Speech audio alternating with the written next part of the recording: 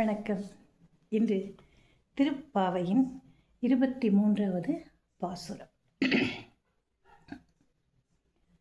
கோதை நாச்சியார்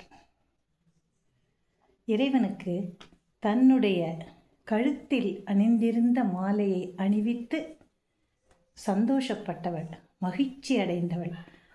நான் சூட்டிய மாலையை இறைவனுக்கு சூட்டி இருக்கிறேன், அவன் அதனை அழகாக சூடிக்கொண்டு காட்சி அளிக்கிறான், எனக்கு மிகவும் பெருமையாக இருக்கிறது என்று அந்த காட்சியினை கண்டு களித்தாள். அதில் அவளுக்கு ஒரு ஆனந்தம். நானே பூவை தொடுத்தேன், என் கழுத்தில் போட்டு பார்த்தேன், அது அழகாக இருந்துச்சு, அந்த அழகை அவனுக்கும் போட்டு நான் அந்த அழகை காண வேண்டும் என்பதாக தான் இருக்கிறது அவளது ஆர்வம். இறைவனையே எந்நாளும் எப்பொழுதும் எந்த கணமும் மறவாமல் இருந்தவள் அவள். அந்த கோதை நாச்சியார் இறைவன்கிட்ட தனக்கு மட்டும் அருளை கேட்கல, தன்னுடைய தோழிகளையும் சேர்த்து கொண்டு போய் அருளை கேட்கிறாள். இதுதான் அவளுடைய பெருந்தன்மை.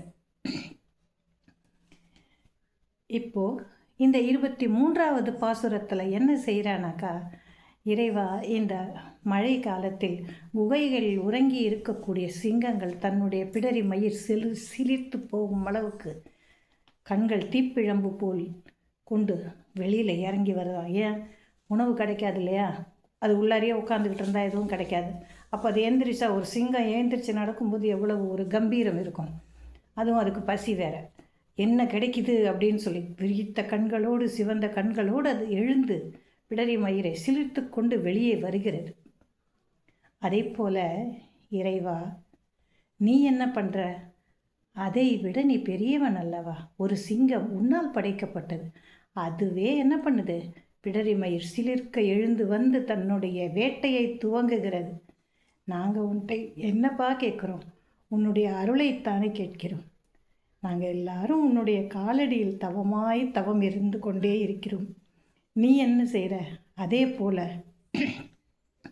வீடு கொண்டு எழுந்து உன்னுடைய சிம்மாசனத்தில் வந்து அமர்ந்து கொள். நாங்கள் எல்லாம் கீழே நின்றுட்டு எங்களுக்கு என்ன வேணுங்கிறத கேட்குறோம். நாங்கள் அப்படி கேட்கும் பொழுது எங்களுக்கு எது தேவை, நாங்கள் கேட்பது சரியா தவறா என்பதை நீ ஆராய்ந்து பார்த்து அதற்கு உரிய பலனை எங்களுக்கு கொடு, அதுதான் எங்களுக்கு வேணும். ஆனால் இப்படி தூங்காத, நீயும் புறப்பட்டு வெளியில் வா, எங்களுக்கு வேண்டிய வரங்களை நாங்கள் என்ன கேட்கிறோம் என்று இல்லாமல் ஆராய்ந்து அருள்பவன் நீ அல்லவா அப்படின்னு சொல்கிறாங்க. ஏன்னா இறைவனுக்கு நன்கு கொடுக்க தெரியும், ஆனால் அவன் அதையும் ஆராய்ச்சி செய்வான். எதை ஆராய்ச்சி செய்வான், ஒவ்வொருவர் செய்த கர்மாக்களின் நற்பலன்களையும் தீய பலன்களையும் ஆராய்ந்து அதற்கு ஏற்ப பலன்களை கொடுப்பவன். ஏன்னா அவன்தானே உலகை ஆளும் அரசன். ஒரு அரசன் நடுவு நிலைமையோடு இருக்க வேண்டும். எனக்கு இது வேணும் அது வேணும்னு கேட்குற எல்லாத்தையும் அள்ளியும் கொடுக்க முடியாது இல்லையா. அப்போ நாங்கள் கேட்போம் தான், எங்களுக்கு எல்லாம் வேணும்னு நான் கேட்பேன். ஆனால் அதில் எது சிறந்தது, எது எனக்கு உகந்தது, இதற்கு நான் தகுதி வாய்ந்தவளா என்பதையெல்லாம் நீ ஆராய்ந்து முடிவு செய்து கொள், உனக்கே தான் எல்லாம் தெரியும். ஆனால் எங்களுக்கு கேட்குறவங்களுக்கு அதெல்லாம் தெரியாதுல்ல, எல்லாத்தையும் தான் கேட்போம். அதனால் இறைவா, நீ அப்படி வந்து உன்னுடைய சிம்மாசனத்தில் கம்பீரமாக அமர்ந்து நாங்கள் சொல்லுவதையெல்லாம் கேட்டு அலசி ஆராய்ந்து பிரித்து மேய்ந்து எங்களுக்கு உரிய வரங்களை அருளுவாய் கண்ணா என்பதாக இந்த பாடல் அமைகிறது. பாடலுக்கு செல்லலாம்.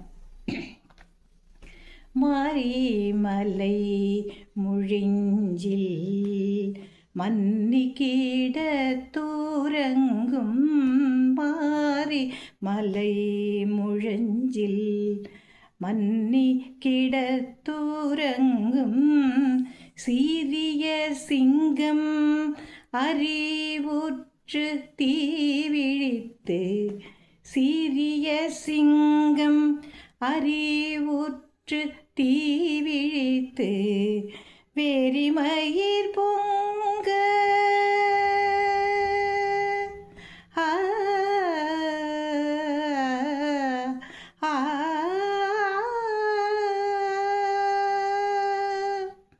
வேரிமயிர் பொங்க எப்பாடும் போந்துதறி, வேரிமயிர் பொங்க எப்பாடும் போதிறந்து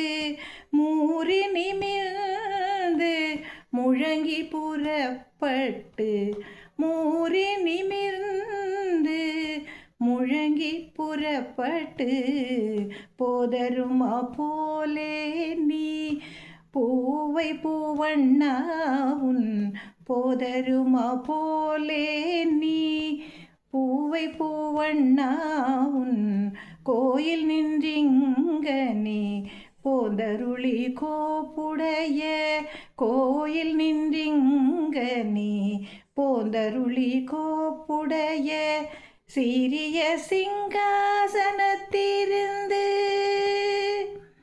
ஆ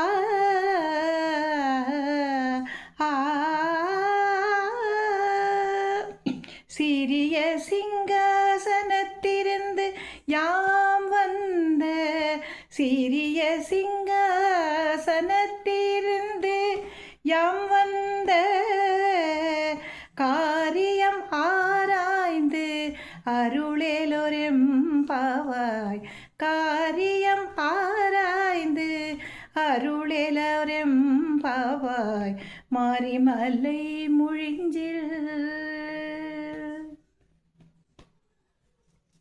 நாளை மீண்டும் சந்திக்கலாம்.